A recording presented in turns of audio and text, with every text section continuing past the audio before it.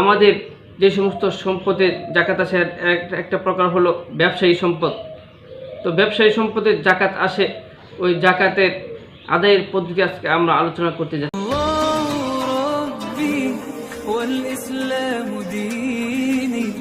ومحمدا رسول الله ويقيني أدنو إليه ساجدا বিসমিল্লাহির রহমানির রহিম। সম্মানিত দর্শক শ্রোতা মণ্ডলী, যারা আমাকে শুনছেন দেশ ও প্রবাস থেকে, সকলকে জানাই আন্তরিক মুবারকবাদ ও সালাম। আসসালামু আলাইকুম রহমতুল্লাহি বারাকাতুহু। দর্শক, আজকে আলোচনা করব আপনাদের সামনে আমাদের ধারাবাহিক আলোচনার 18তম দিনে।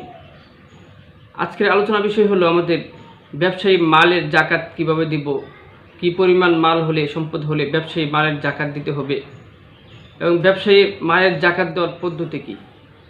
দর্শক, আমরা ইতিপূর্বে আলোচনা করেছি, আপনারা জানেন যে আমাদের জাকাত যে সমস্ত সম্পদে আবশ্যক হয়, ওই সমস্ত সম্পদ 5 ধরনের সম্পদ।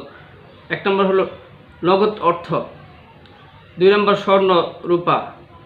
আমরা নগদ অর্থ স্বর্ণের উপর আলোচনা করেছি। এরপর আলোচনা করেছি স্থাবর সম্পত্তির যে সমস্ত খিরাজি সম্পদ আর অশরীর সম্পদ, অশরীর জমি, এই জমির মাঝে কোন জমির জাকাত আসবে এটা আলোচনা করেছি। এরপরে বাহিমাতুল আনআম, চতুষ্পদ জন্তু, এগুলোতে জাকাত আসে। তো এই কোন কোন পশুতে জাকাত আসে এগুলো আমরা আলোচনা করব, এখন আলোচনা করিনি। এরপরে আমাদের যে সমস্ত সম্পদে জাকাত আসে একটা প্রকার হলো ব্যবসায়ী সম্পদ। তো ব্যবসায়ী সম্পদের জাকাত আসে, ওই জাকাতের আদায়ের পদ্ধতি আজকে আমরা আলোচনা করতে যাচ্ছি। তো ব্যবসায়ী সম্পদের কতটুকু সম্পদ হলে জাকাত দিতে হবে এর পরিমাণ উল্লেখ করেছে কিতাবে। যে আমাদের মূল কথা হলো, মূলনীতি হলো, আমরা ইতিপূর্বে আলোচনা করেছি, স্বর্ণ হলো 7.5 ভরি আর রূপা হলো 52 ভরি। এর মূল্য, এই পরিমাণ মূল্য যদি আপনার ব্যবসায়ী সম্পদ থাকে, ব্যবসায়ী মাল অথবা অর্থ থাকে এবং এর উপর বছর অতিক্রান্ত হয়, 1 বছর অতিবাহিত হয় এই সম্পদের উপরে, তাহলে আপনার উপর জাকাত দিতে হবে যদি আপনার এই সম্পদটা নেশাব পরিমাণ হয়। তো এই সম্পদে আপনার কি করতে হবে, যদি আপনার নগদ অর্থ এবং ব্যবসায়ী মাল মিলে আপনার নেশাব পরিমাণ সম্পদের উপরে থাকে বা যতই থাকে, এর আপনার 1/2, অর্থাৎ 40 ভাগের 1 ভাগ, পুরো সম্পদের 40 ভাগের 1 ভাগ, 1/2, লাখে 2,500, এভাবে আপনার সম্পদ ভাগ করে দিতে হবে।